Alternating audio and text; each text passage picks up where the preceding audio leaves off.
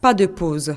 L'offensive diplomatique continue pour la présidente du Comité national de surveillance des actions de lutte contre le travail des enfants, Mme Dominique Ouattara. Le mardi 23 juin, elle a reçu en audience à sa résidence de Washington l'équipe dirigeante de la World Cocoa Foundation, Fondation mondiale du cacao, conduite par son président du conseil d'administration, Bill Guitton. Avec cette organisation internationale, dont les membres sont majoritairement des industriels du cacao, la Première Dame a fait le tour d'horizon de la problématique de la lutte contre le travail des enfants en Côte d'Ivoire. En 2012, la Fondation du cacao avait décerné un prix à Mme Dominique Ouattara pour ses actions remarquables dans la lutte contre le travail des enfants dans la cacaoculture.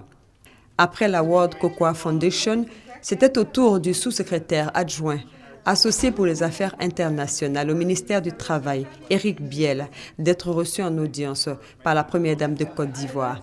Les deux personnalités ont passé en revue les efforts de la Côte d'Ivoire en matière de lutte contre le travail des enfants. Une fois de plus, M.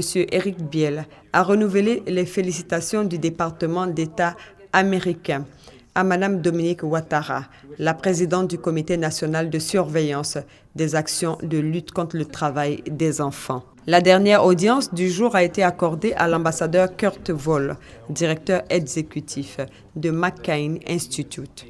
Au centre des échanges, la lutte contre la traite des personnes. Il a été informé sur le dispositif législatif et le plan national d'action en cours d'élaboration.